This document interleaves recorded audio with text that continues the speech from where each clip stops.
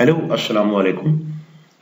Today we are going to explain how a social researcher posts the responses from a questionnaire into SPSS for descriptive and inferential analysis. So today's video is about preparing for data entry in SPSS. As we have said before, that the questionnaire is the beginning of numerical analysis in social sciences. The questionnaire, for example, if the topic is impacts of self-confidence, organizational culture, and emotional intelligence on IPR, then the questionnaire may include demographic variables like we shall ask the respondents to record their designation, their education, and gender, three variables of demographics. And then we post the research variables. For example, the self-confidence has 9 questions, organizational culture has 7 questions, emotional intelligence comes with 5 questions, and employee performance has 6 questions. Since we have 4 variables in the heading, therefore the computed variables will be 4. These 4: self-confidence, organizational culture, emotional intelligence, and employees performance. So now, considering it as the questionnaire, we can see that we need 3 columns for the demographic variables, 27 columns for the research variables, and then 4 columns for the computed variables. So in this way, our data matrix in the SPSS will contain 34 columns, while the rows or the number of rows will be as per our sample used in this study, that is 295. So 295 rows and 34 columns. So in this background, let's start with, and the topic can also be viewed like this, that the impacts of self-confidence, organizational culture, and employee emotional intelligence on employee performance. So let's start with SPSS.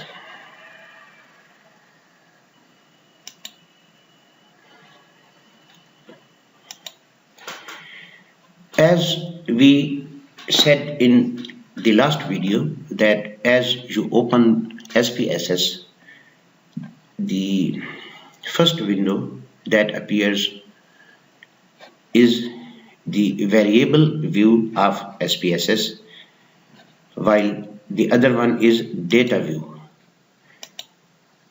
However, SPSS begins with the variable view because first we have to tell the software about what are our demographic variables, what are the research questions, and then we shall compute the variables into computed variables.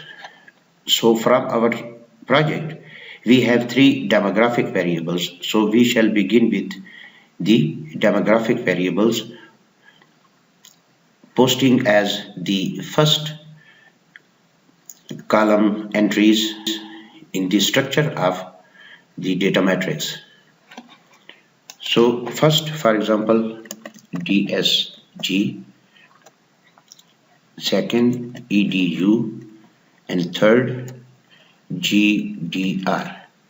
These are the codes which I am using for the variables and as well as for the questions we shall enter after that, because these entries are not used when we produce the results and post them or place them in our papers and thesis. So here it is very simple, just give the names and then width of the column, type of data numeric, width of the column 8, so leave it as it is, Decimals at this level, we don't need any decimals because the responses will come into either 1, 2 or 3 whole numbers. These are the labels. These labels will appear in your results or all the tables that we shall produce through computations. So here we can give the original names of the variable, designation, education, and gender. Now we can also add the values for each variable, values in the sense that, for example, 1 will refer to the officer, at, and 2 will represent the staff.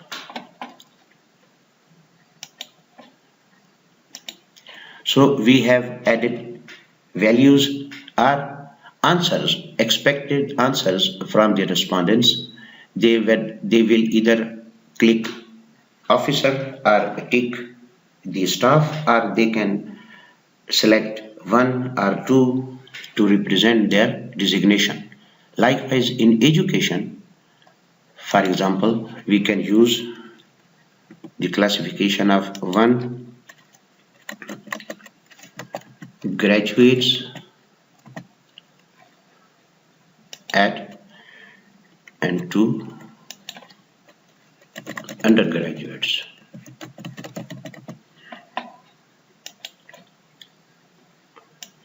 So as per our requirement, the education of the respondents have been divided into 2 groups, like holding graduate degrees or undergraduate degrees or certificates.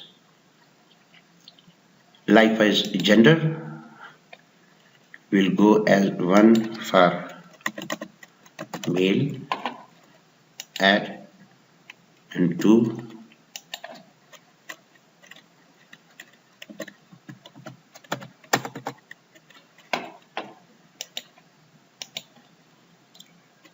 for female. Okay. So we have entered 3 variables, demographic variables, as per our questionnaire. Next is the research variables, and there are 27 questions about 4 research variables in this classification, 9, 7, 5 and 6. And we have to now assign 27 columns to the research questions. Here again we have to use coding, like self-confidence 1,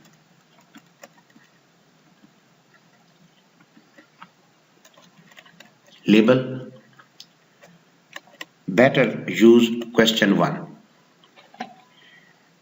Then again, decimals, no decimals are required because 7-point scale or a 5-point scale don't need decimals. There will be whole numbers. And the label is question 1. The values we have used 7-point or suppose 5-point scale. Then we will tell the software that what is the scale of values we are expecting from the respondent as responses. For example, if we use 7-point scale or 5-point scale, so scale 1 label is strongly disagree. Add to the label or the anchor name will be disagree. 3 means neutral. 4 means agree.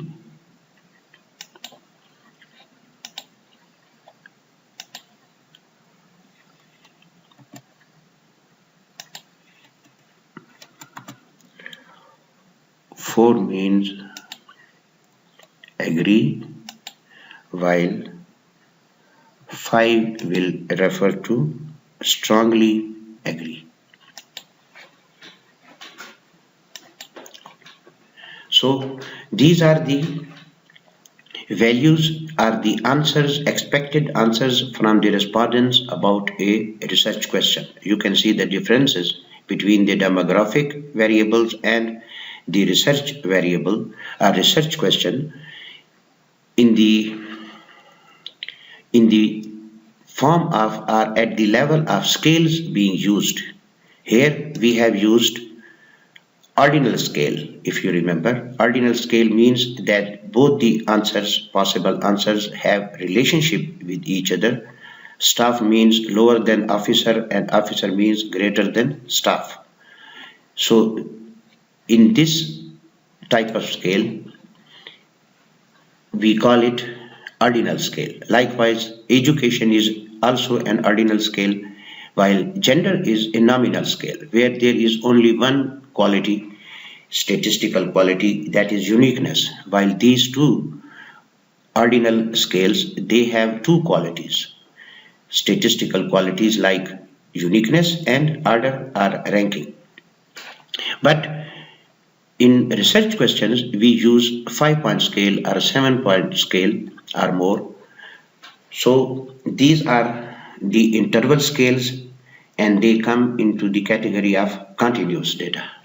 So let's proceed with second question, SC2. Again, we come here and call it question 2. No decimals required. And we can copy this scale or values for the scale and paste it in the next column or next row of question number 2. And in this way we shall continue by giving names to every question of the variable, like this, self-confidence 1, 2, 3 and to 9. Then we shall start posting things about organizational culture, OC1, OC2, OC3 and to OC7. Then EI1 to 5, then EP1 to 6, and in this way the data matrix will start appearing like this. When we go into data mode, then we see that there is designation, education, gender, question number 1, question number 2 and the other rest of the questions. I have already prepared the similar data matrix with 3 demographics and 27 research questions and posted some data into the data matrix. As far as the structure of data matrix is concerned, it is ready for keying or posting all the data from the questionnaires, because after that we shall add 4 other columns for 4 research variables. Also for this purpose, I have prepared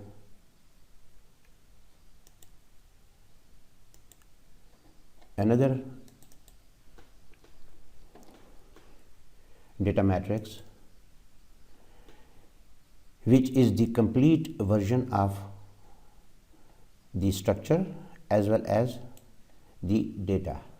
You can see that all the questionnaires, around 295, have been used to complete this data matrix. So let's proceed with posting are automatically generating the computed variables.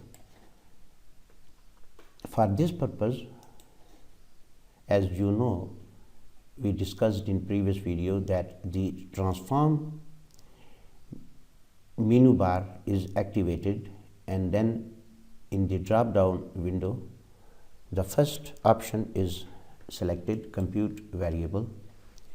We have to name the first variable as self confidence.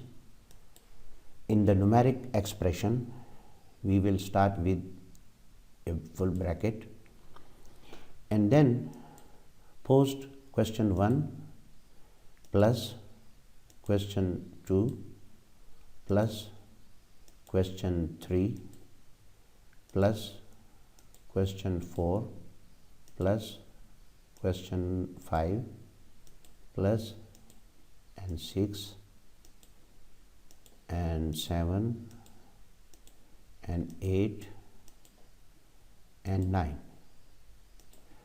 So there are 9 questions, so it will be divided by 9 to get the average of the responses given by every respondent, around 295 respondents as per our sample, and that will be automatically computed. At the end you can see self-confidence, and these are the averages which have been computed using first 9 questions related to the self-confidence. These 9 questions have been summed up and then total have been divided with the number of questions, and the averages of every respondent have been placed in this column. So in this way we compute the other variables. In variable view you can see that self-confidence as a variable. Now here you can see that we will not reduce the decimal places. We need decimal places now because averages are dependent on, averages can have decimal places, and most of the averages in this type of research, they have the decimal places which have got the weight, so we shall leave it as such. However, we will label the variable as self confidence, and that label will appear in all of our output. Today we have learned how to start keying or posting data from the questionnaires into a data matrix in SPSS. We also learned how to give names to the variables and the research questions as the columns of the data matrix, and how to post every questionnaire in every row. I hope it will be helpful. Thank you very much.